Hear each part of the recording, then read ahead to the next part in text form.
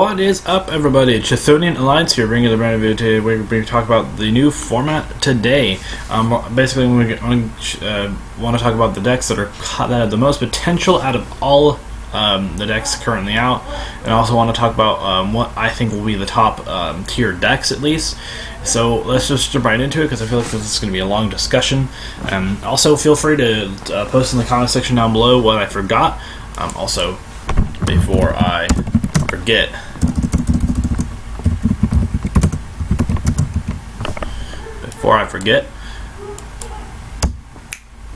let's do that. So we're going to go through each card or each deck possibility, and we're going to discuss why they're potentially good. So the first deck I want to talk about here is Cosmos. I think Cosmos is going to be relatively strong still. One Dark Destroyer, two Dark Destroyer, and one Emergency Teleport I don't think is enough to cripple a deck to where it's dead. So I feel like that you could just simply replace the two Dark Destroyers with like Dark Planet or Forerunner or Dark Eclipser, and the deck would run relatively the same, just a bit slower. I would guess, especially as the Fire King variant, in my opinion, is also very strong still. The two Dark Destroyers and the single Emergency Teleport did hurt Fire King Cosmos directly, but I don't think that's going to be necessarily too big of an issue. I still think the deck is still going to be relatively strong, and it's probably going to be one of the best decks, I think. So, as well as the Demise variant, but Demise variant is probably going to be the least likely deck you're going to see, because out of the two variants, because it is kind of a slower variant than the other one. So we'll see which one is better in the near future. So yeah. Also, we're going to talk about Monarchs a bit too. I think Monarchs is still relatively strong, especially extra deck Monarchs. You basically just replace the two Pantheisms and the two Aethers with something else. Perhaps you could play some. Perhaps you could just trade out the Pantheisms for like trade-ins or Allure of Darknesses even. And you could also just replace Aether with like Thessalos or something else like Mobius or something of that nature. Also, Domain Monarchs is kind of on the fringe of being dead, but I still think that it actually might have some kick to it still. Basically, because Domain by itself is a really inherently good card. So I don't, and again, you could just replace Aethers with Thessalos, and you could replace Pantheisms with Lower Darknesses or trade-ins, possibly even Pot of Desires. I wouldn't even say that's out too far-fetched. So you just won't have the consistency that Pantheism had, but you'll have to kind of cope with the one Pantheism, and you obviously play the one Pantheism because it's Pantheism. Next is Satellanites. You can also play a Demise variant of Satellanites, but I don't think that variant is very good. So I think pure Satellanites, basically 3 traps with a bunch of traps, Drowning Mirror Force, Quaking Mirror Force, Storming Mirror Force, Solemn Strikes, Solemn Warning, Vanity's Emptiness, Torrential Tribute, Bottomless Trap Hole, all that kind of stuff with the 3 Denebs, 3 Anuk, 2 Vega, 3 Altair, 1 Alsam is pretty good. The deck is still relatively strong. Trigger is still a pretty broken Xyz monster, plus other rank 4s you could put in here as well. You could play Utopia Lightning to counter out the Cosmo matchup pretty easily as well, and it's very invulnerable to a lot of things. Plus they don't have to worry about Kaiser Coliseum kind of diminishing plays for them, so it's really good. So.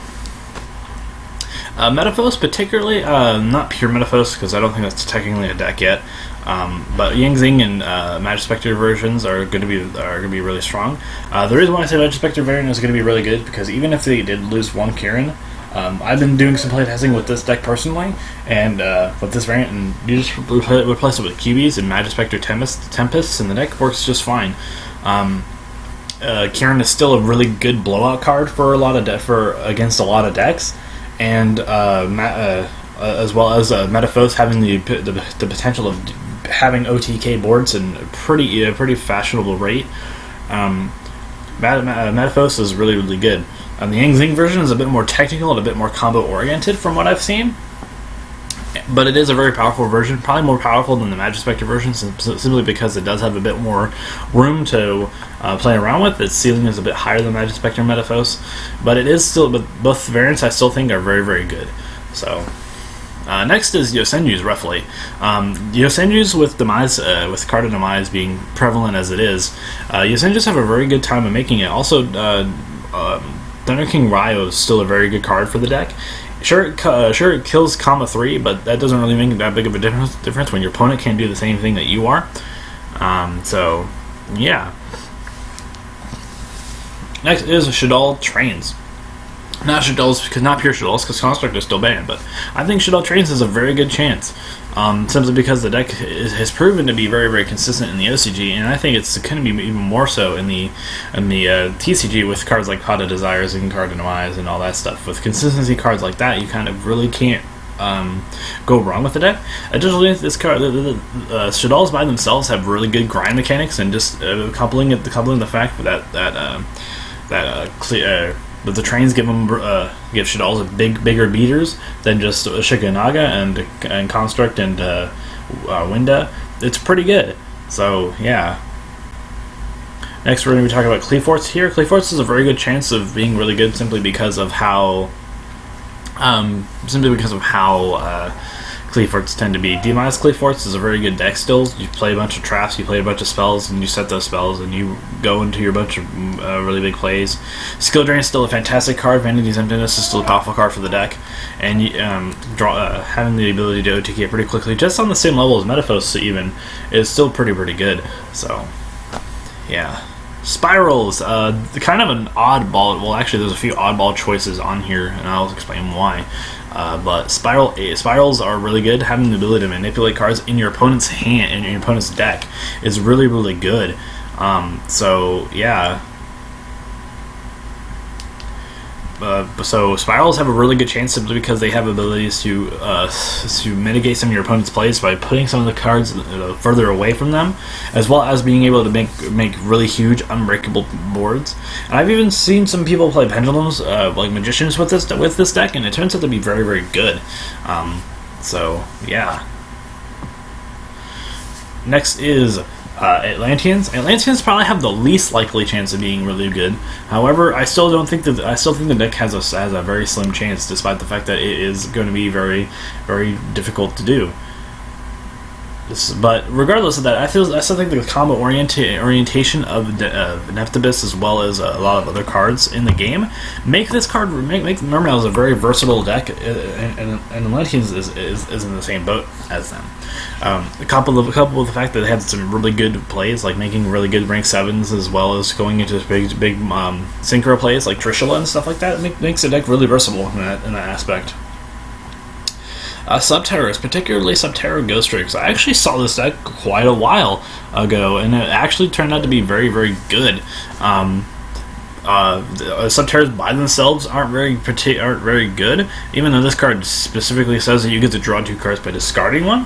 However, I think that Ghostrix kind of pushed it over the edge, because you could just play around and just combo out with it, and to be very interesting and very good with it. And it's very awesome when you see this deck go off, because it is very satisfying when it does. Blue Eyes. There's actually 2 variants that I want to talk about. There's a pure Blue Eyes where you play, just the standard Blue Eyes stuff. You play Arthur Dragon and stuff like that, which that deck is obviously very good for various reasons. However, I think it's weaker than the other variant that I'm going to talk about, and that is the Chaos Max variant.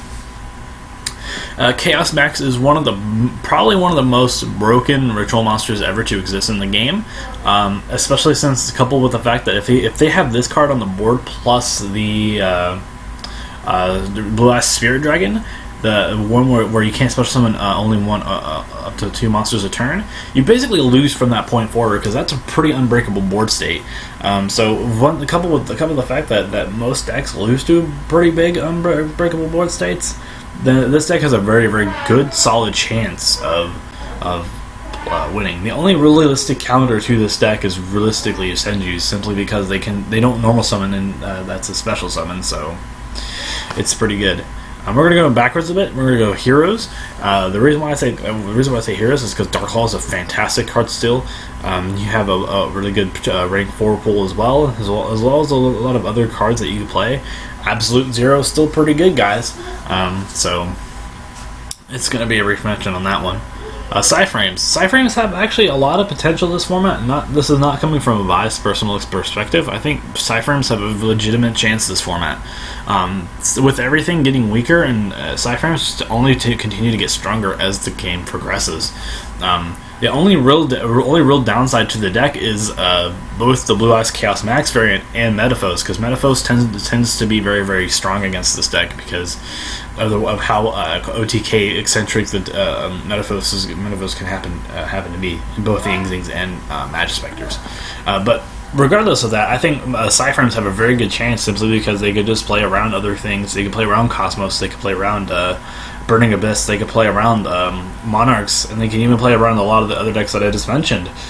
So it's really, really good. Plus, they have Cypherm Lord Zeta and Omega are fantastic cards, coupled with the fact that you can run, like, I don't know, Black Rose Dragon and Scar Red Dragon Archfiend to make a really insane board.